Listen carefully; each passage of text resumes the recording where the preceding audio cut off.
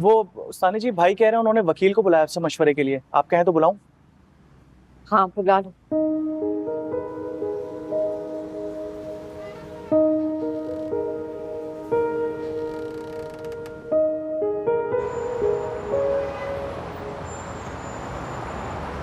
तो फिर क्या क्या हाल यार ने यकीन कर लिया तुम्हारी बात पे? करना ही पड़ा। मैंने जाल ही ऐसा बिछाया था। बाप हूं मैं उसका। समझो अब उस लड़की का भूत उसके सर से उतर चुका है।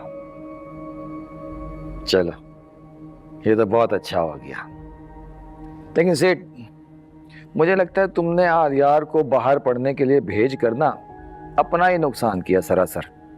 ये अगर आज तुम्हारे साथ पला बड़ा होता तो जवान होके तुम्हारा हाथ बटा रहा होता धंधे में। अपना खून साथ हो ना तो इंसान का सीना चौड़ा हो जाता है। हाँ यार, सही कहते हो। मुझे नहीं पता था कि पढ़ाई इंसान को अंदर से इतना नरम कर देती है। आलियार बाहर से आने के बाद तो बिल्कुल बदल सा गया। तुम्हें याद है एक बात, जब वो छोटा था तो उसकी साइकिल के टायर के नीचे एक बिल्ली का बच्चा आ गया था। हफ्तों मरहम पट्टी करता रहा उसके घर लाके। वही तो मैं सोच रहा था कि अगर आलियार इस लड़की से दस्तबरदार हो जाता है फिर तो समझो मुकदमा खत्म। मुकदमा इतनी आसानी से कैसे खत्म हो सकता है? मैं उस दिन की बेइज्जती सारी उम्र नहीं भूलूंगा। उसने ना सिर्फ मुझे बेइज्जत किया, मेरी बीवी और आलियार को भी घर से जलील करके निकाला है।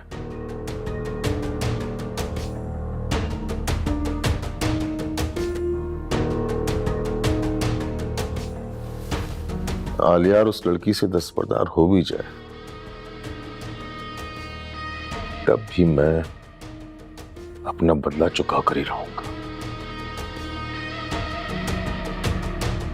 सारी जिंदगी सड़ाऊंगा असलम को जेल में।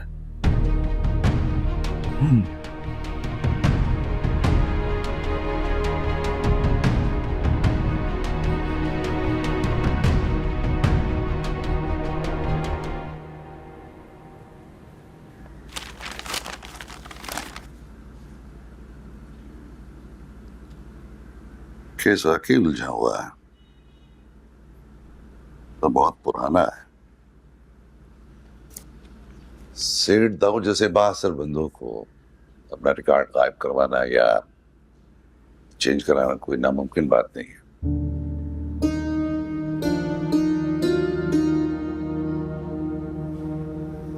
और ये जो पुलिस असलम साहब को बिना किसी तफ्तीश के अचानक उठा कर लेगी, ये दबाव डालने की पुरानी तरकीब है। जिस थाने में असलम साहब की गिरफ्तारी हुई वहीं मूसा के खिलाफ हम अपना मुकदमा लेकर गए। जरूर एसएचओ ने मुखबरी की होगी मूसा को और उसने अपना पहला वार कर दिया। लेकिन हम क्या इतने मजबूर हैं? शहर में कानून और इंसाफ नाम की कोई चीज नहीं है। जिसके पास पैसा है, पावर है, क्या वो कुछ भी कर सकता है जो उसके दिल में आए? बात तो सच है, मगर बात है रुसवाई की। जंगल के इस कानून में जालिम ने हमेशा कमजोर को मारा है। ये होता रहा है और यही होता रहेगा। लेकिन मैं इस जंगल के कानून के खिलाफ आवाज उठाऊंगी। मैं ये जंग लड़ूंगी, चाहे अंजाम जो भी हो। मैं ये जंग अपनी पूरी हिम्मत के साथ लड़ूंगी, चाहे मैं हारूं या जीतूं। लेकिन मैं अपने दिल में ये अरमान लेके नहीं मर सकती कि मैंने कोशिश ही नहीं की।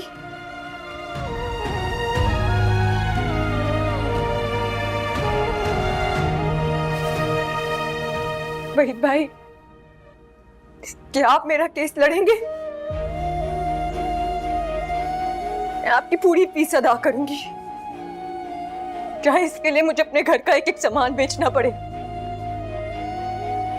पर मैं ये जंग लड़ूंगी, अपने आखिरी दम तक लड़ूंगी।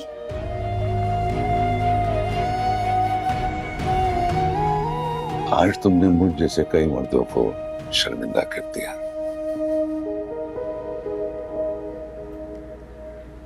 तुम मेरी बच्ची की उस्ताद, और उस्ताद इंसाफ के लिए भटकता रहे, ये मुझे कबूल नहीं।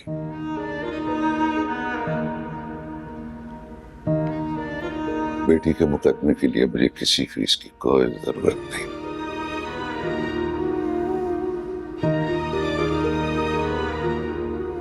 बेटियां तो दुआओं के लिए होती हैं, और ये दुआएं मैं उम्र भर चाहूंगा।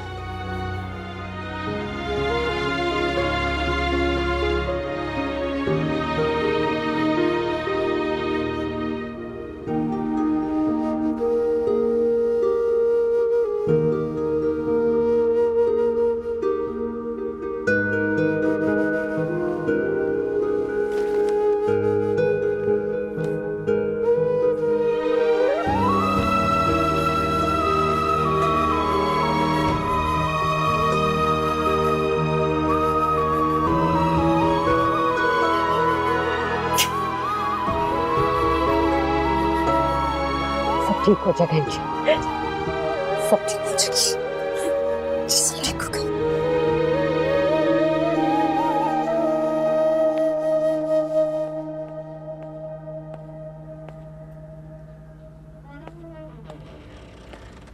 कमाल करते हो वहीद भाई, मुझे जज्बाती होने से मना करते हो और खुद जज्बात का समंदर बहा है। पक्का यकीन है बैठी रो रही होगी अभी तक वो। अंदर से झंझोड़ के रख दिया उस लड़की को।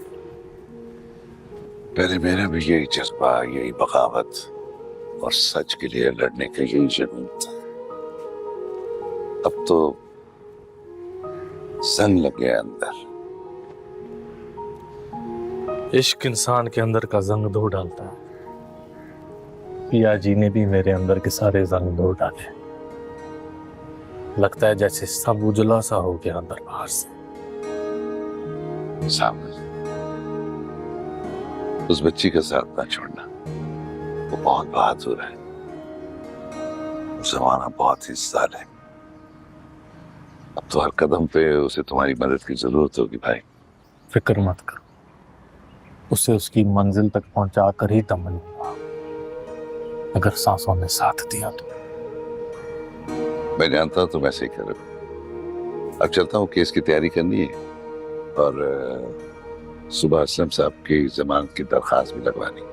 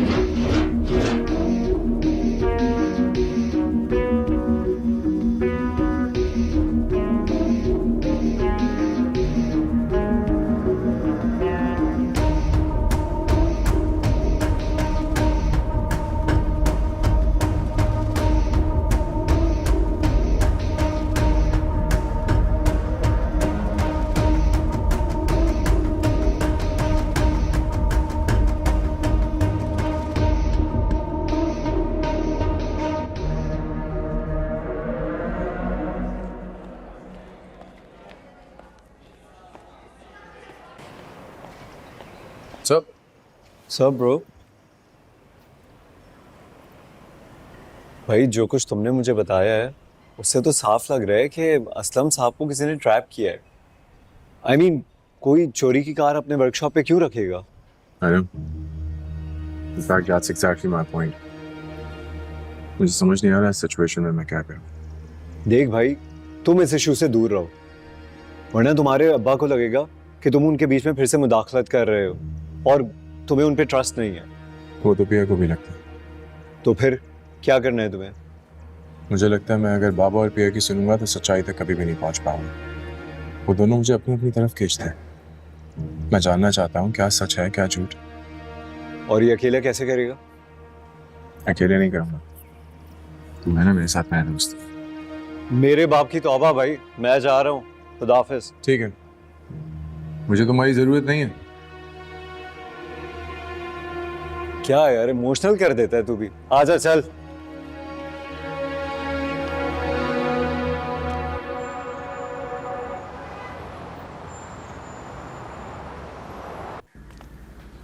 कहाँ जा रही हो प्रिया? अम्मा दरवाजा बंद कर दीजिएगा, मैं सावल के साथ जा रही हूँ। जल्द वापस आ जाऊंगी, दुआ कीजिएगा, ख्याल रखिएगा। प्रिया बेटा, मेरा दिल बहुत घबरा रहा है। तुम घर से इस तरह जा रही हो और वो भी सावल के साथ। मोहल्ले वाले पहले ही 100 तरह की बातें बना रहे हैं सावल के यहाँ आने जाने पर। अम्मा लोग क्या कहेंगे इस बात की मुझे परवाह नहीं है। मेरा बाप थाने में कैद है। एक जोरावर अपने जोर के बल पे मुझे अपनी मलकियत बनाना चाह रहा है। एक इंसान की वजह से हमारी पूरी जिंदगी तबाह हो गई, और आप ये चाहती हैं मैं सोचूं कि लोग क्या कहेंगे? अम्मा ये लोग तब कहां थे जब मूसा ने जबरदस्ती मेरे बाप को जुए की बाजी लगवाई थी? या तब कहां थे जब मेरी माँ तरफ तरफ के मर रही थी?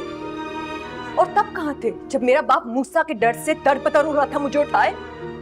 तब तो ये लोग कहीं नहीं आए। अब मैं इन लोगों की परवाह क्यों करूं?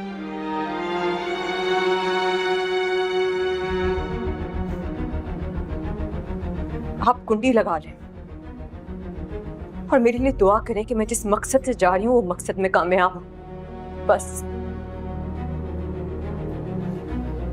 अल्लाह तुम्हारा हामी और नासिर हो बेटा, जाओ।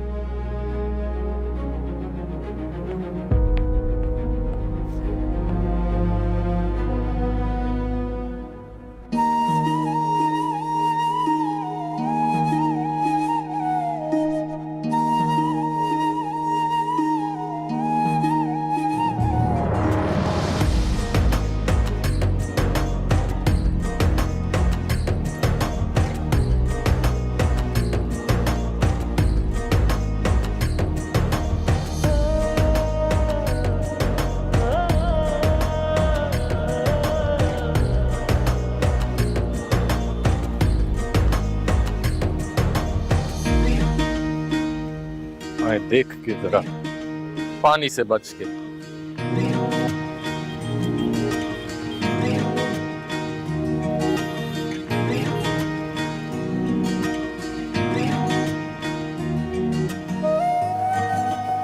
तुमने बाइक क्यों बेच दी? बहुत मसला कर रही थी तो मैंने अपनी पुरानी सवारी खरीद ली। आपको बाइकें अच्छी लगती हैं ना भैया? नहीं, अब नहीं।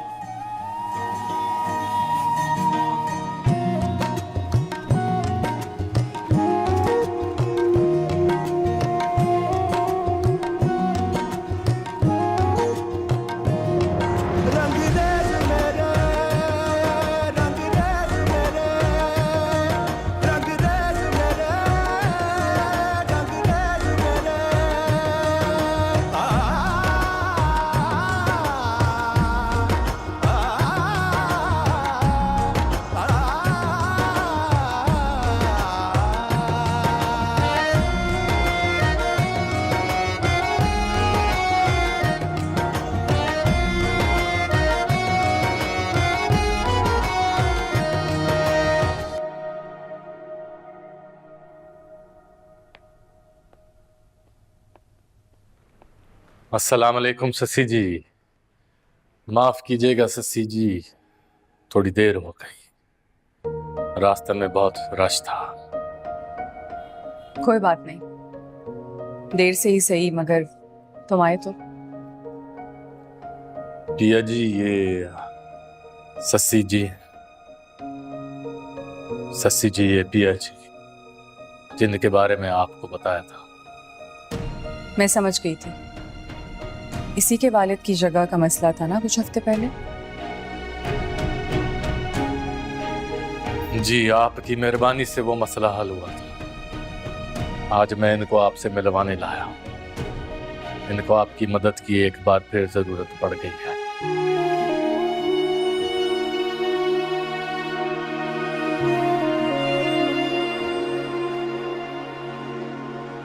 जरूर। कुछ बातें सावल ने फोन पर बता दी थी, बाकी तफसील तुम बता दो ताकि मैं शहरयार को सही से समझा दूं। चले। आप दोनों बातें करें, मैं एक जरूरी कॉल कर लूंगा वहीद भाई को। पिया जी कल दरखास्त लगानी अदालत में। आप बैठे।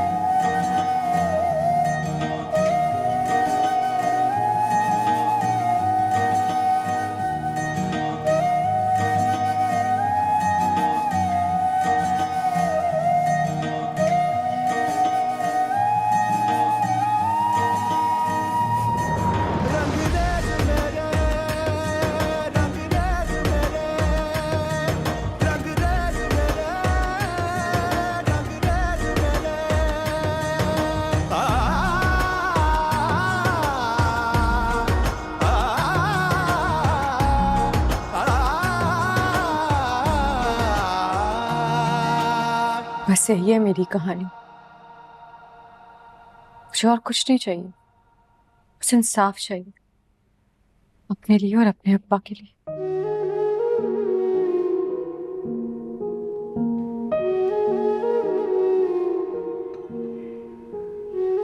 चाय। मैंने सारी बात समझ ली है। मुझे बहुत अफसोस है कि तुम्हें और तुम्हारी फैमिली को ये सब कुछ सहना पड़ा, लेकिन तुम बहुत हिम्मत वाली हो जो तुमने इसके खिलाफ आवाज उठाई। मैं जरूर शहरयार से बात करूंगी और कहूंगी कि वो तुम्हारे लिए कुछ करें। हो सकता है कि वो तुम्हें मीटिंग के लिए भी बुलाए। जी आप जब कहेंगी मैं आ जाऊंगी।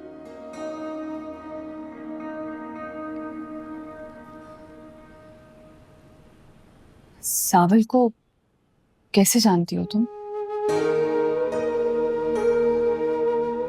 मेरा मतलब है वो तो बहुत ही अखड़ा हुआ बददिमाग सा लड़का हुआ करता था,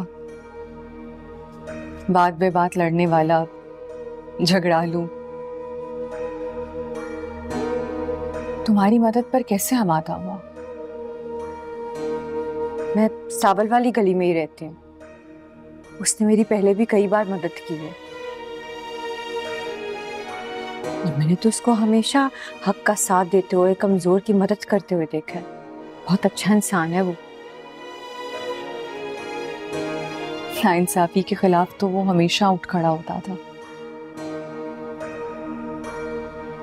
लेकिन जिस जज्बे से वो तुम्हारी मदद कर रहा है, वो जज्बा मुझे कुछ खास लगता है।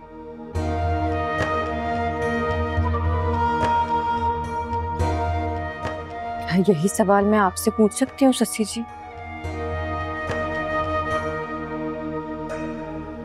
आप फिक्र ना करें जनाब, पंछी अपने पिंजरे में खामोश, चुपचाप, उदास बैठा है। अच्छा, जरा उसे आटे दाल का भाव मालूम हो जाने दो। वो तो ठीक है जनाब, मगर सावल बहुत तड़प रहा है उसे बाहर निकालने के लिए। सुना है कल किसी वकील के जरिए कोर्ट में दरखास्त लगवा रहा है। उसका भी बंदोबस्त हो जाएगा।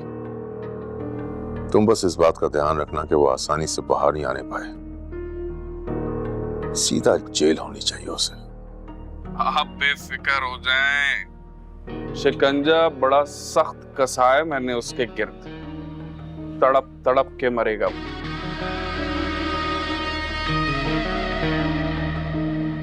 अच्छा सर, वो नहीं बात करके फोन ही काट दे।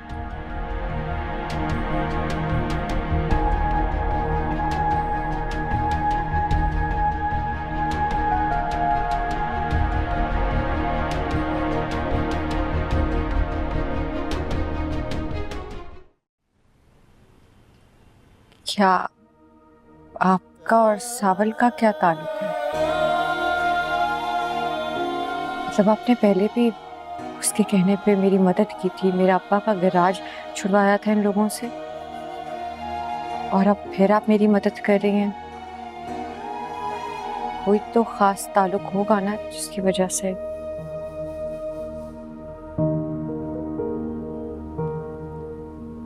बहुत खास ताल्लुक है। कभी मैं और सावल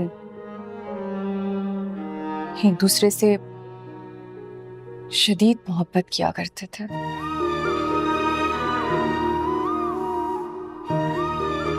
सावल और आप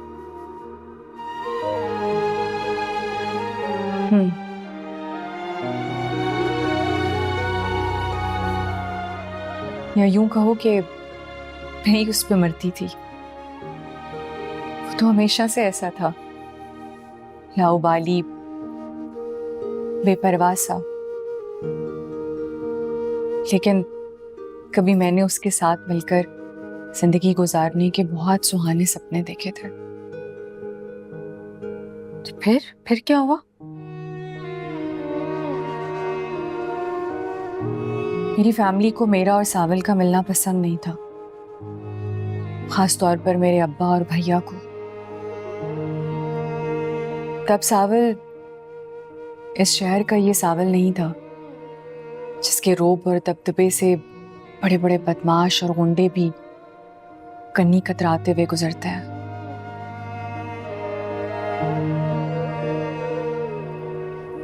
तब सावल एक बहुत ही मासूम और सादा सा लड़का हुआ करता था जो रोजगार की तलाश में शहर की बड़ी बड़ी फर्म्स के चक्कर लगाया करता था। सावल के माँ बाप बचपन में ही अल्लाह को प्यारे हो गए थे। सेठ दाऊद ने ही सावल को पाला था। सावल ज्यादा पढ़ लिख तो नहीं सका, फिर वो सेठ दाऊद का ही जमीन वाला धंधा संभालने लगा। फिर ना जाने कब वो सावल से सावल भाई बन गया। मेरे लिए एक बहुत अच्छे घराने के CSS पास लड़के का रिश्ता आया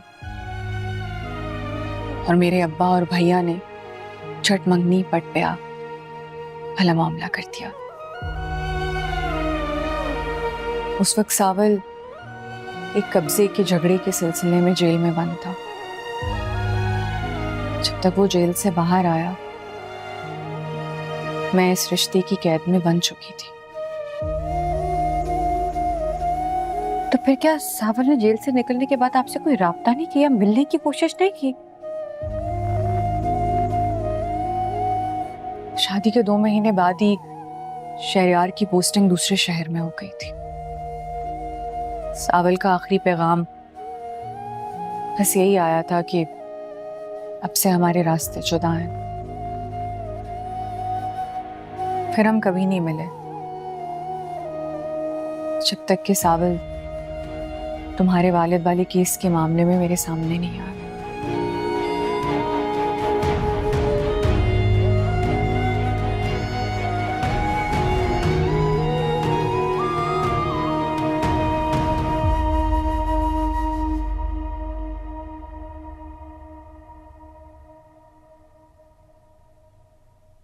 जी पिया जी, बात हो गई, अब चलें? हाँ, मैंने सारा केस अच्छी तरह से समझ लिया है। मैं शहरयार से जरूर बात करूंगी, इंशाल्लाह सब बेहतर होगा। आपका बहुत शुक्रिया ससी जी, आपका यह एहसान कभी नहीं भूलूंगी। ऐसे मत बोलो पिया, तुम मुझे आज से अपनी बहन समझो और यकीन रखो कि मुझसे जो हो पाएगा मैं जरूर करूंगी।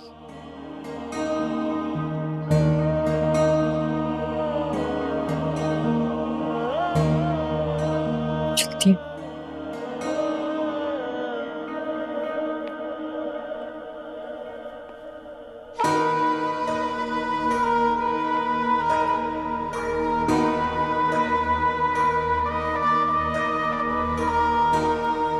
सुनो सावर,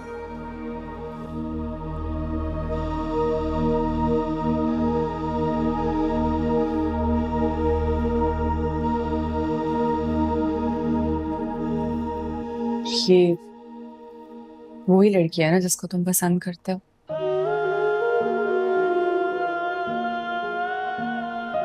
आपको कैसे पता शशि जी?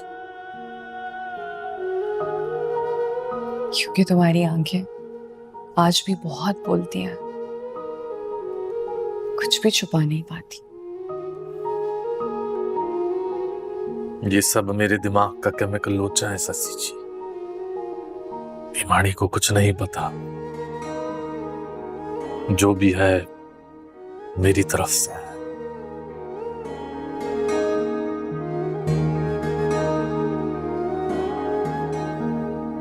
नहीं, उसकी आंखें भी बता रही हैं कि वो तुम्हारे अंदर पलते जज्बों को अच्छी तरह समझती है, सिर्फ एहसास नहीं होने देती।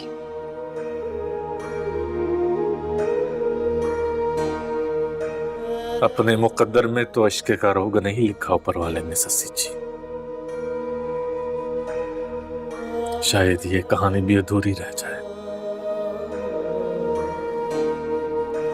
मैं तुम्हारे लिए दुआ करूंगी कि इस बार ऊपर वाला ये रोग तुम्हारी झोली में डाल दे। सुना है पिछड़े हुओं की दुआएं रद्द नहीं करता।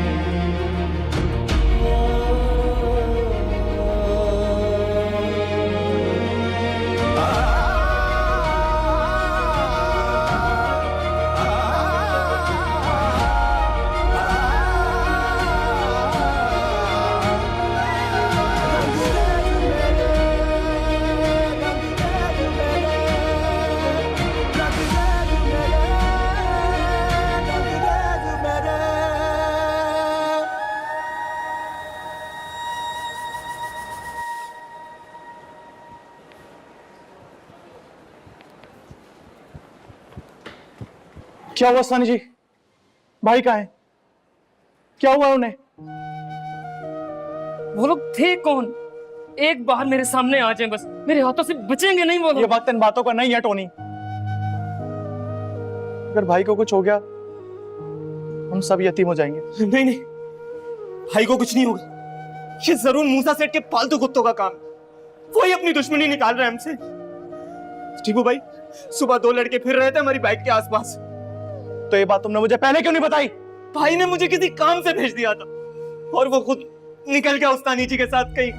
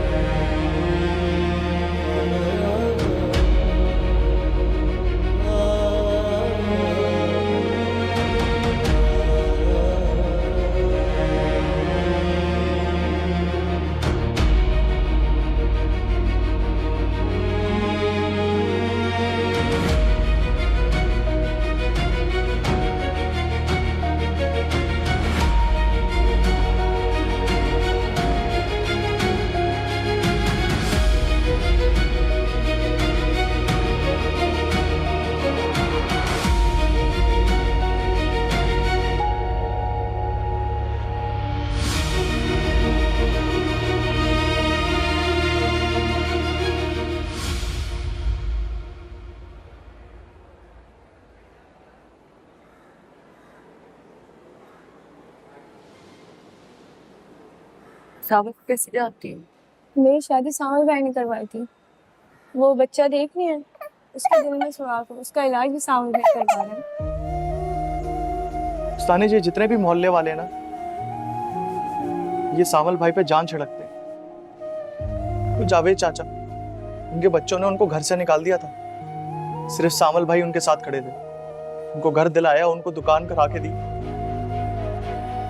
अगर उनको कुछ हो गया तो न जाने हम सब का क्या होगा। तोरे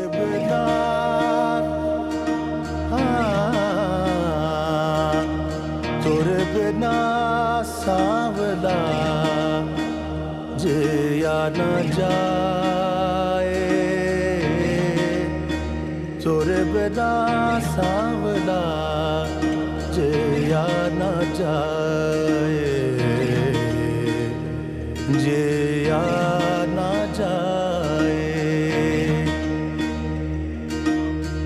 अखियों में निंदिया न आए, अखियों में निंदिया न आवे। डॉक्टर साहब कैसे हैं वो? देखिए, गोली तो हमने निकाल दी है। अगर जरा सी ऊंच नीच हो जाती तो गोली दिल को पार कर जाती। अच्छी बात यह है कि गोली शाने पर लगी थी। चंद घंटों के बाद होश आ जाएगा पेशेंट को।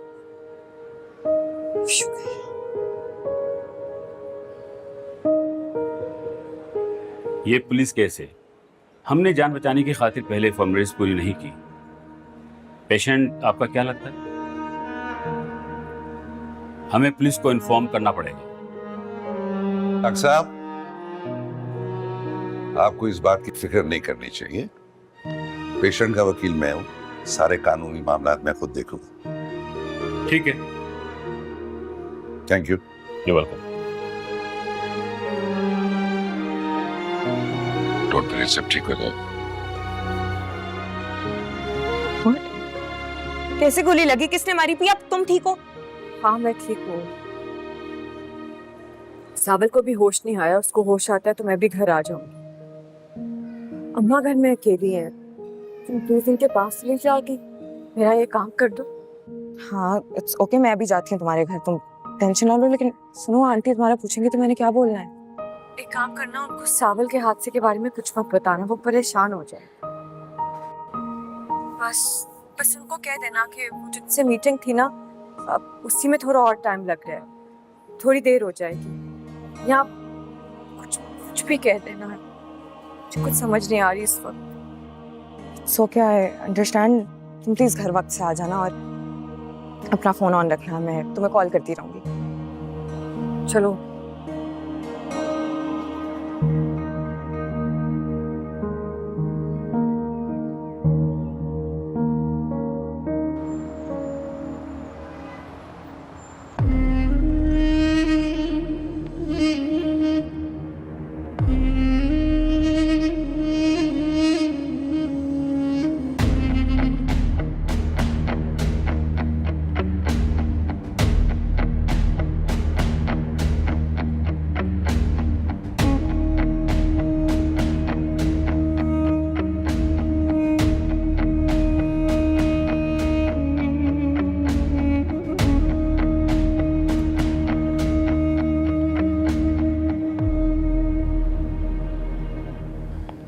सेठ सावल बच गया। क्या? वो बच कैसे गया? तुमने शूटर निकम्मे भेजे होंगे। कितनी बार तुमसे कहा है कि 24 घंटे नशा करना छोड़ दे। नहीं सेठ, शूटर तो टॉप क्लास के थे, लेकिन सावल की किस्मत उनके निशाने से ज्यादा तेज निकली। निशाना चूक गया उनका। इस वक्त कहाँ है सावल? जख्मियों के अस्पताल में पड़ा हुआ है। ये ठीक नहीं हुआ। जख्मी हो गए वो पहले से ज्यादा खतरनाक हो जाएगा। सारे वो लड़के पुलिस के हाथ नहीं लगने चाहिए। हाँ, ये काम करके आज रात की फ्लाइट से ना उन्हें बाहर भेज दे। 4-6 दिन बाहर रहेंगे तो शायद मामला बेहतर हो जाए। ठीक है सेठ, भेजता हूँ।